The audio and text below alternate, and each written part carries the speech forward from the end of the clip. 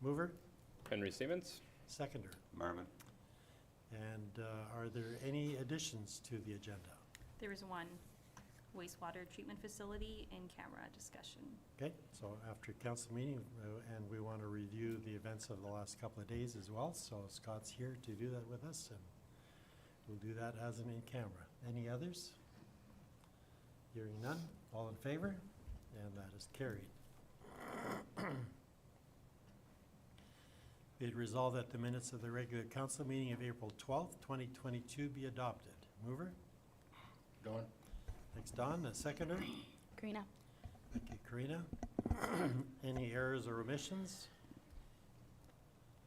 Hearing none. All in favor? And that is carried. We have no correspondence, so we'll go through to finance, and be it resolved that the accounts payable in the amount of $1,012,717.49 as approved by the Finance Committee be approved for payment. Mover? Henry Stevens. And a seconder. Andrew. Thank you, Henry and Andrew. Any questions regarding the check register that's attached? Kind of give us an idea where the money went. If there's no questions, all in favor? And that is carried. Going on to transportation, be it resolved that the transportation and utility minutes for the March 9th, 2022 meeting be adopted. Mover? Andrew. Seconder. Marvin.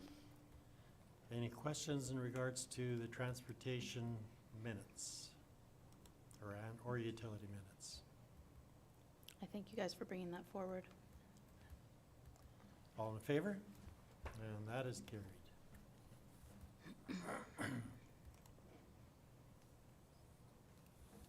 Then we have an update there from the Pembina Valley Water Co-op, their business update. Any questions regarding that? It's an interesting read. Yep. And there's a meeting coming up on Friday, right? Mhm. For mayors and reeves and some staff. I'm sure get updated and look at it a little deeper. And assisting in direction setting. Right. Yeah. Be it resolved that the Discovery Nature Sanctuary meeting minutes for March 15th, 2022 be received for information. Mover? Michael? Seconder? Karina. Donnie can have it. Okay. Well, whoever, who wants it? Donnie. Donnie? Okay. Okay, any questions regarding those minutes? I guess they don't want the Excuse me. shed there either, so. Look, Appears not. just as a side note, that I think the shed has found a home, so. Good. Very nice. All right, all in favor of these minutes, and that is carried. Be it resolved that the Winkler Horticultural Society minutes for April the 19th, 2022 meeting be received for information. Mover Marvin. and seconder, Karina. and you have a list there also of the people that are involved in the Horticultural Society, their members directory. It's nice to see. And a thank you to Lenora for her services, right? Yes, I saw that her absolutely. resignation came through, so thank you for those services. All in favor? And that is carried. Okay, then we have a time for a community spotlight, and tonight we'll start with our Central Station Community Care Program. Please, come on up. Thank you so much for allowing me to present an update on the Safe Communities Initiative. We have been operating the community care program in our facility now for 4 years as of this January. And we're excited to report some of the data that we've accumulated and just give you a little bit of an overview of the stories that we've heard. For those of you who may not be familiar with this program, community mobilization is a process in which individuals, groups, and organizations in a community come together to address issues facing high-risk adults, such as education, health and safety, crime prevention, and community development. The two guiding principles that we use are that it's strength-based and that it's voluntary. The ideal participant for our program is already motivated to make a change, but they might not have the necessary mental health, social skills, or support network in place to be able to make that change. The particular model of mobilization that we use for the community care program is grounded in crime prevention ideas. We are aimed at reducing motivation to offend by altering the social environments in which people are located. Working towards a safe community can include many different strategies, ranging from safety promotion and community education, all the way to critical incident response by police. The aim of community care program is really to intervene at the risk intervention and the yellow circle that you can see there before it gets to incident response, but it's a step further than just prevention and education programs. These people have not yet offended, or they have a low record. By intervening at an earlier point, risk factors are reduced, the social environment is altered, and the risk to community safety is lowered. In order to assess the fit of the program for a participant, we collect and study their individual risk factors. There are 106 total risk factors that we take into consideration. These 106 factors of acutely elevated risk are taken into consideration when we first meet with a client. If a client meets the required threshold of risk factors and is working with at least 3 different agencies, that could be social services, police, whatever agencies they're already working with or could potentially be working with, they're generally accepted into the program. As you can see, this is just a bit of an overview of the top 5 risk factors that we have gathered the information on that we have in the last 4 years of operation. Mental health and cognitive function continues to be the #1 challenge that our families are facing. I don't think that surprises anybody. What has changed over the last 4 years is a shift from antisocial or problematic behavior in the first 2 years to now negative social environment or victimization. The pandemic and subsequent lockdowns have made an already bad situation much worse. They've really highlighted the need for more mental health support in our community. I believe that these factors and these risk factors and the changes that we're seeing paint a very clear picture of what has been done in the last 2 years to alter the environments in which our clients are already living. We have seen a large increase in the number of individuals that are referred to us who have been victimized, primarily through abuse at home. I will just say, I like to use the figure that about 90% of the people that are on my caseload have been abused in at least some form. A lot of that has started in the last 2 years. We know that being isolated with your abuser in a time when most supports have either been discontinued or operating in a limited capacity is an incredibly dangerous scenario that many have lived recently. Some of the other trends that we have noticed are substance use, chronic unemployment, housing issues, and family circumstances. Given the composite nature of identified risks, such as violence, racism, poverty, addictions, and mental health challenges, it's recognized that they cannot be solved by a single sector response. Police officers are increasingly being called upon to respond to complex situations that are non-criminal in nature. For example, mental health crisis. These situations could be more appropriately addressed by another service provider or through a coordinated, integrated approach. Individuals now are being asked to coordinate with numerous helping agencies, often with very little communication between those agencies. By uniting those members of that team and increasing communication between all of the different agencies, we aim to meet the needs of the client and their goals so that they are safer, have improved functioning, and a greater quality of life. The community care program, simply put, helps to ensure those in need of help receive the right response at the right time by the right service provider.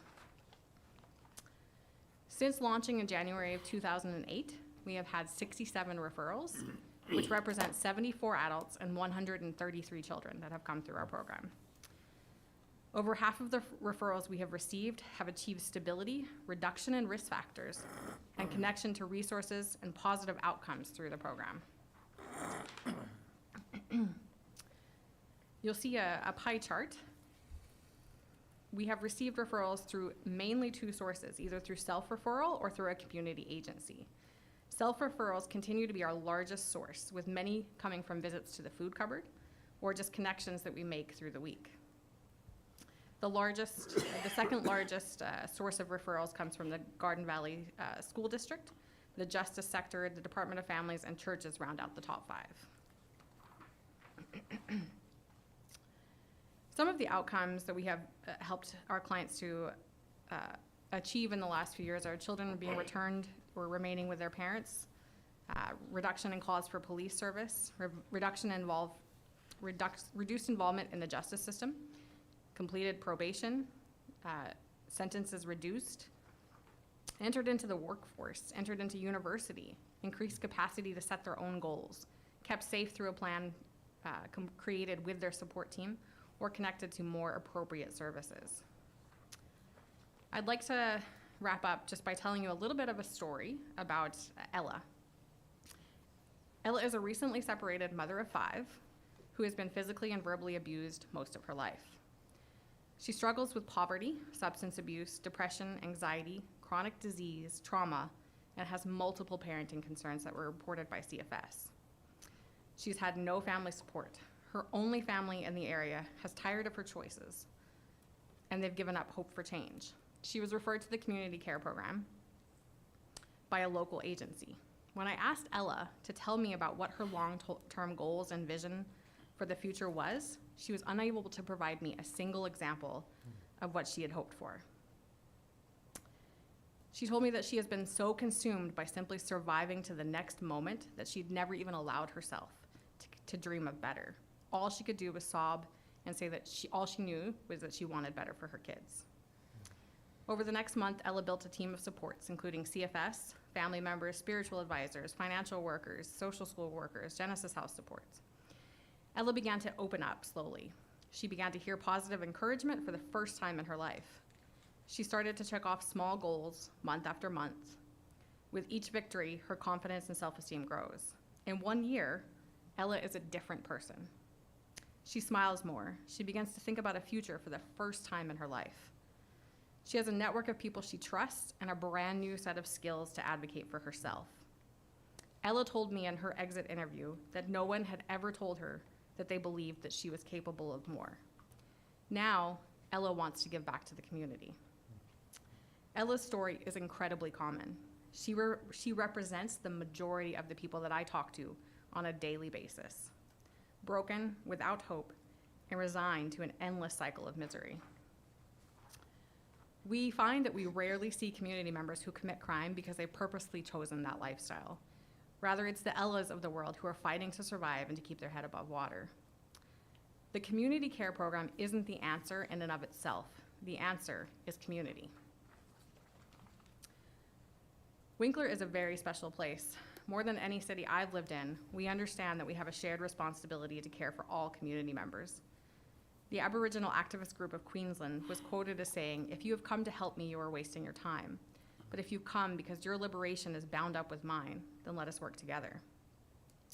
The community care program simply creates an environment that encourages the possibility of a community-based, co-produced approach to public safety and community health. We are so incredibly grateful to our community, our agencies, churches, city council members, volunteers, and citizens that you not only understand this, but you wholeheartedly support it. Thank you for standing with us at Central Station as we stand with our community. Thank you so much for that presentation. We may have some questions for you, so don't run away. You know, you're absolutely right as far as the caring community, as far as the caring council. I know there's not a single person sitting at this table that wouldn't give whatever they could to make sure your program's successful. Absolutely, we feel that. And we have seen it in spades, and Ella is a prime example of what you bring to the table. If there's any question that I would have, would just simply be if you take a look at your program as a whole, and we've always known that your programs are as good as the weakest link. If you were to strengthen a link that you see as being predominantly the place where people fall through the cracks, would you have any idea what that would be? Are you asking as far as what type of person that walks through the door that's falling through the cracks, or? like- No, not necessarily, but you know the people that fall through, and I'm just wondering if there is something in the program that could be better supported to prevent that person from falling through those cracks. I think right now, what is on my mind and heart for our program is to grow the program. We have several avenues that we're trying to do that through. Primarily, we want to see people that graduate from the program to then start to give back and to be able to facilitate their own journey. So we've recently started a peer advocacy program as well. So that also is, we're allowing people to come in and take 8 weeks of training. And at the end of that 8 weeks, they are then able to work in our advocacy office. So ideally, what I would love to see is someone graduate from the community care program after a year, go into the community advocacy program, get all these brand new office skills and advocacy skills, and then at some point be able to facilitate exactly what I'm doing right now. It's not necessarily a special skill. It can be learned by anybody in the community. I do feel like the people that are best suited to be able to do the job that I'm doing are people who have lived experience of poverty, injustice, and inequality. So to be able to strengthen the program, I'd like to see it expanded so that we have more funding, more facilitators, and be able to reach the people that have already graduated, have a program so that we can bring people back into the fold, to check in with them, to grow them, and to continue their journey after the program ends. That was my other question, just curious what your dropout rate sort of is after the graduation. I mean, in the prison system, you put somebody in prison, when they get taken out, they get thrown out in the street, and there isn't a follow-up. What kind of things do you do to follow up with the people who graduated? We have an exit interview process in which we kind of gauge whether or not they actually need support. A lot of our participants that leave the program go on to either enter university or they move away. They finally have found the support network they need to be able to do the things that they need to in life. So we have a pretty high success rate. One of the things, the strengths of the community care program is that Central Station still exists. I think it would be very difficult if our program existed outside of Central Station. So the people that are coming through, honestly, what I hear the most out of my graduates is, I want to work at Central Station now. I want to be a part of this. You guys have something special. So creating that peer advocacy program is one avenue that we've been trying to do that. But people just want in. So they're still often using our services. We're still connecting with them sometimes on a bi-weekly basis through the food cupboard or whatever that may be. And they know I offer my services to people, even if they've graduated. We still chat, we still catch up. So there's no final end date. We're always there for people. Great. Anybody else got some questions? Just a quick one, do you have the capacity to serve everyone who is referred to you, or is there a waiting list? We do not have the capacity to serve everyone. We are currently down a facilitator, which we are in the process of hiring for that position. We have limited our services to the RM of Stanley, so we do not serve Morden. So we get requests from Morden, Altona, Carmen, all of those people, so we cannot serve those people. But within Winkler, we also cannot serve because my caseload is between 4 to 8 families at a time because there's an intensive load. Right. So we do often have a wait list. Thank you. Well, again, on behalf of council, thank you for your services, and Bev is here as well with Central Station. You're you're right up there as far as the most important piece of the puzzle to make Winkler a great place to live, because people realize and understand that we care. Yes. And you're an integral part of that, and I want to thank you. Thank you. Thank you. Yeah, thank you. Thank you.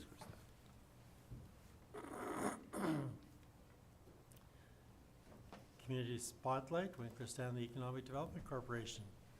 We expect even a greater report from you than. Right, so that's a the little bar hard is set to pretty. follow. I just want to say the bar is set And pretty they're high. leaving, right? Yeah. Okay. Give her volunteer appreciation event right now, so we're feeding people in between. All right, thanks for coming. Have you got some keys under your chair? You may not be going anywhere. So typically, then this would be like the non-feeling part of it, which I'm not unaccustomed to. So I think we'll be fine.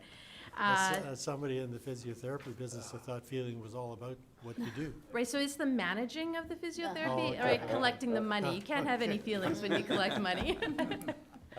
We also want to thank you for having us here today. Now, on a personal note, not part of my presentation, but as a household that received the phone call last night about a possible evacuation, I wanted to give my thanks to the City of Winkler for your readiness for the emergency that happened, and the staff and the volunteers and the businesses that just came out. It absolutely makes us proud to be a part of Winkler. So thank you so much for that. A few months ago, we stood here and we asked that you help fund a vision that the Winkler-Stanley Economic Development Corporation had. We believed that this region could benefit from a business development and immigration officer, and you agreed. Thank you again for that. Once the approval had been given, we set to work on finding the right fit for the position. As you know, the fit of any position is huge, this one especially. This individual would need to be able to work with government just as easily as connecting with businesses in our community. It was a fairly tall task, but we found the right person in Mark. So Mark is here today. Mark began in January of 2022, and let me tell you, we hit the ground running. We held a mini strategic planning session to determine where this board's priorities, the WSEDC's priorities, were in the first year. Again, as you note, still a quote, "Without vision, you have no direction, and without direction, you have no purpose." We recognize that this could be a very easy catch-all kind of position. So in order to give it and Mark the best chance for success, we needed specific direction. So you will all have in front of you from Mark his quarterly report. What I'll do is I'm going to highlight briefly what's there. You will have quite a bit more information in front of you, and we're, of course, open to questions at the end if you find that we haven't gone through it. So the board agreed, the WSCDC board agreed, that the following objectives would be for year one. We'd establish the office and the brand. We would look at new business support and development, and look at immigration and labor pool. Now, many of these objectives lead into one another. For example, in order to be compliant with the Manitoba government for the MPMP program pilot initiative that we're trying, we need to have a website that allows for immigrants to use a direct entry process. While we're making sure we're compliant on that end, the idea came out that there should be a mechanism on the website that would connect our business community and people interested in immigrating to the area for work. So to understand the region's needs, Mark has met with many business leaders and sent a survey out to determine what exactly is needed. So interestingly enough, currently there are 218 jobs open, 107 are skilled related, and there's a future of 970 jobs available in the next 2 years if sales targets are met. So Mark has already made great strides in building relationships. In his short time with us, he has met with various government officials in regards to immigration. Now, we know that oftentimes it's the bureaucrats that lead the department in things. And Mark has been working at building those relationships and listening to what the government needs this organization to do in order to be successful in our immigration program. And they have also been very clear. They want to work with one contact person, and we're working towards Mark being that person. So, and as mentioned in Mark's report, he's also connecting with our business community. A few have already reached out to him regarding their labor demands, but Mark is also connecting with local organizations in regards to settlement and housing. Again, two things that are vital to successfully locating people in our community. So it's been a busy 4 months, and it does not look like it's going to slow down. So we're going to keep moving ahead. Now, the WSEDC has also been asked to request for funding for the Chamber of Commerce. This year, because the timing, the WSEDC executive and Mark will be meeting with the Chamber on Friday. In subsequent years, though, this meeting will take place prior to the request for funding. We'll be asking the Chamber for their goals, and then following up with those goals in that following year. This year, I asked the Executive Director to share with me, pardon me, before Friday, what their goals were so that I could share them with Council. So the Winkler and District Chamber of Commerce, for those that don't know, have an average membership of 350 members. 24 of those are from the RMS Stanley. They have a total operating budget of $222,500, so the requested funding comprises at about 33% of that total budget. At a recent strategic planning session, the Chamber Board determined 3 objectives to focus on for the next few years. Number one is to connect with every member. So to connect with all 350 members, to check in to see what their biggest challenges that they're facing, what's working well for them, and what ways do they see as opportunities to collaborate with other businesses. We're also asking them, the Chamber's also asking them, what the Chamber can do to facilitate, to strengthen their business. The Chamber's also establishing member-to-member connection avenues, such as in-person events, as well as creating a list of resources, Chamber resources, that are available to them. And then the third one is to identify the top priorities from number one to create action items. Currently, the Chamber has formed committees to address these objectives. WSEDC will be checking in next year to see the advances that have been made. On behalf of both the WSEDC and the Winkler Chamber of Commerce, we'd like to thank City Council for their continued investment in the business community by funding these two initiatives. And I will open up to questions Thank you, Leah. that Mark can answer. I'm just Any questions of council for Leah? Not. Certainly, excuse me, certainly appreciate the efforts to put this thing together and the progress that's being made in immigration. And I believe the relationship being established with the Chamber is vital. And to coordinate that together under this umbrella, to me, makes a lot of sense. Absolutely. So in light of the City of Winkler's obligation and response to funding, I have the privilege today of having a couple of checks in my hand, Thank you. and I would like to make that presentation to you guys tonight. Okay. So Great. if you could, Mark, if you want to join us as well, we'll maybe go over there. Speech. I don't need to, but if you. Well, hey, there's two checks. There's one for me and what Leah could handle. Hey, you underestimate my ability to handle money. Mark, do you want to do it over here? So Yes. you're on the camera? Pam, that's on you.